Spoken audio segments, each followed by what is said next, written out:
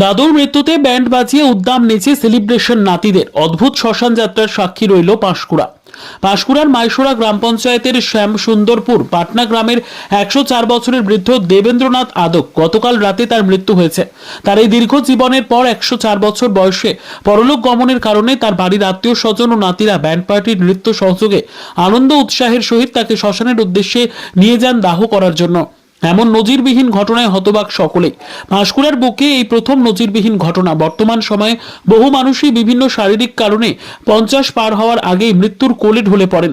সেই জায়গায় দেবেন্দ্রনাথ আদক দীর্ঘ বছর জীবিত থাকার পর এই বয়সে পরলোক গমন করার কারণেই আত্মীয় পরিজন থেকে শুরু করে প্রতিবেশীরা আনন্দের সহিত তাকে দাহ করতে নিয়ে যান। তাদের কাছে তার মৃত্যুটা দুঃখের নয়, আনন্দের। কি বলবেন আপনার বাবা তো চলে গেল, তার মৃত্যুটাকে আনন্দের সঙ্গে পালন করছে, কি বলবেন? সবাই মিলে আনন্দ করতে চাচ্ছে, আনন্দ করছে, আর কি করবো। আমাদের দুঃখের সহিত তাদের আনন্দ, আর তাদের আনন্দ আমাদের আনন্দ। মানে কেন এরকম উদ্যোগটা কেন নিলেন আপনারা? এখন আনন্দটা নিলাম, সবাই মিলে আনন্দ করতে চাচ্ছে যে 104 বছর বয়স, আনন্দ করবে বলছে, আনন্দ হোক। তাহলে কি আছে, কি হচ্ছে আজকে? আজকে আনন্দ হইতে হচ্ছে, দুঃখের সহিত আনন্দ হচ্ছে। কোথাও কি দুঃখটা যেন সরে গেল? আর দুঃখ সরবে নি, দুঃখ সারা জীবন থাকবে। বাবা যখন চলে গেছে আর কি, তার ছেলে যারা থাকবে, আনন্দ থাকবে, দুঃখই থাকবে। বুক ফেটে যাবে কিন্তু মুখ ফাটিয়ে নিয়েতে। কি করলেন আজকে আপনারা?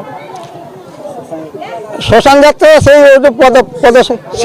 শেষ কাজটা, হ্যাঁ শেষ কাজটা করার জন্য এইটাই করা হয়েছে। আপনার নাম? সুনীল কুমার আদক।